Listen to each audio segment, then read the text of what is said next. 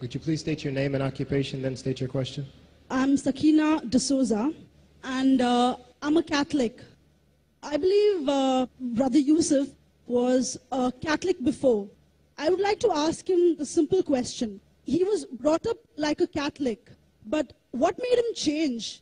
Doesn't he believe that the Messiah is true, or did he ever feel that the religion, Catholic religion, has not brought up any Messiah and the Bible is false? I would like to just know what that means, because he said he was a Catholic before and now he has become a Muslim. What made you change? What was that storyline before? Doesn't he believe that there is a Messiah, or the Messiah had come, saved us, died on the cross? Thank you very much for a good question. I hate to disappoint you, but I wasn't a Catholic. But I was with a Catholic priest the night that he accepted Islam. And I asked him these questions you asked me. Because after all, I was still a Christian, a preacher in Christianity, and I wanted to know why my best friend, a Catholic priest, had converted. That's a pretty weird thing. A Catholic priest is not like a regular preacher in the Protestant religion. A Catholic priest has given up everything.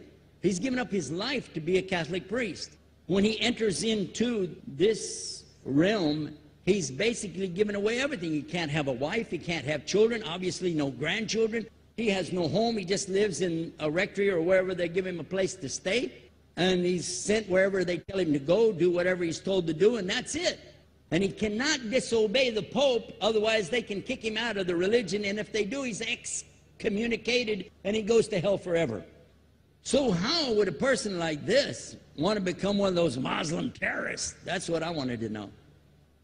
He explained in a very few beautiful words something that I came to learn for myself. He said that he was sincerely in the Catholic religion because he believed in God, that he had studied, his degree was in theology, and a part of the teaching that they as priests have is to study Islam. Every priest is forced to study Islam. Now, you may not know that, but you can ask your priest and he'll confirm it. And when you study Islam, even when Islam is taught to you by somebody who hates Islam, as long as they don't corrupt it too far, you can still see the truth in Islam. A classical example happened to me just recently when I was in Saudi Arabia. A friend of mine, very old copy of one of the first Qurans ever translated to English by George Sale. George Sale hated Islam, he hated the Muslims, but when he translated the Quran to English, he was true to the text of the words. Although maybe not getting all the meaning, he certainly was true to the text of the words. I was shocked when I read it. Have you seen it? You know what I'm talking about? Amazing. And listen to this. George Bernard Shaw, for instance, is one of many, a long list of people who read this and realized the truth of Islam. When people see the truth of Islam, it can change them if they want to be guided. If they want the truth, it can change them.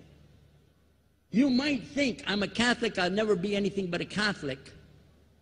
But I'm going to ask you a question, and I want you to be honest. This is not for you to, start a debate, but just be honest.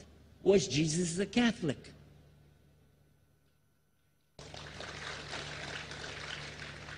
And it's not open to debate, so there's no point in opening that up, because you know and I know he wasn't. The Catholic Church was in business about 300 years before Jesus was born. It's on their website. Don't go like this. It's on their website. That's where I took it from. The Catholic Church was really started in Rome by Alexander the Great. Do you know what the word Catholic means? It means universal. It was the universal church for the Roman Empire. If you didn't join it, you could not be a Roman citizen. And it was opposed to the teachings of Judaism and opposed to the teachings of the early Christians for more than 200 and some years. And they were diametrically opposed to each other to the extent that it was the Romans killing the early Christians. Now, if you understand that, and you go to their website and read, they didn't even take over Christianity until the year 325 AD. And when they did, they changed a lot of things, again, referring to their own website. But if you want to check it in Britannica or Americana or grow your encyclopedias, go ahead and read about the Catholic Church.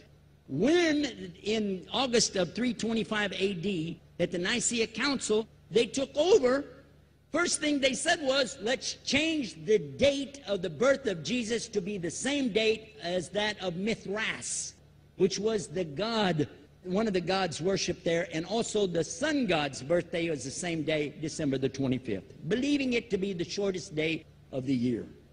And Constantine was a sun worshiper of Saul Invictus. Go to the website, read it for yourself.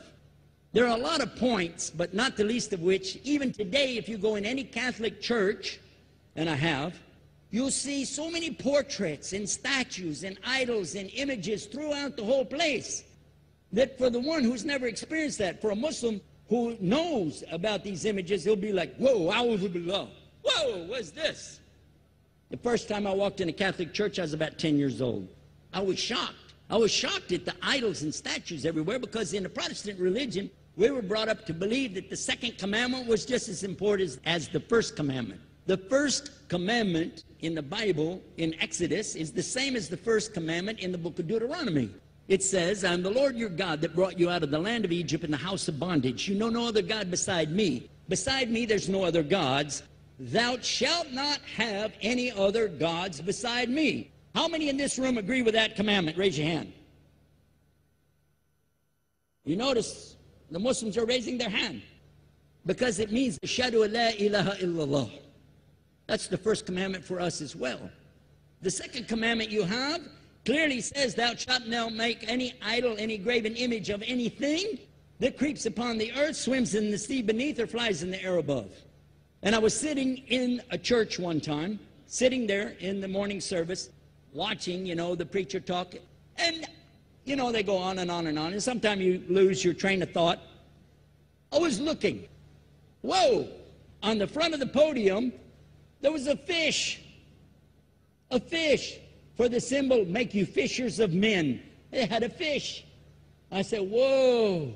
Then I looked up above his head at the big stained glass window, and it had a dove, and he had the olive branch in his mouth. The dove is flying, the bird, I said, whoa.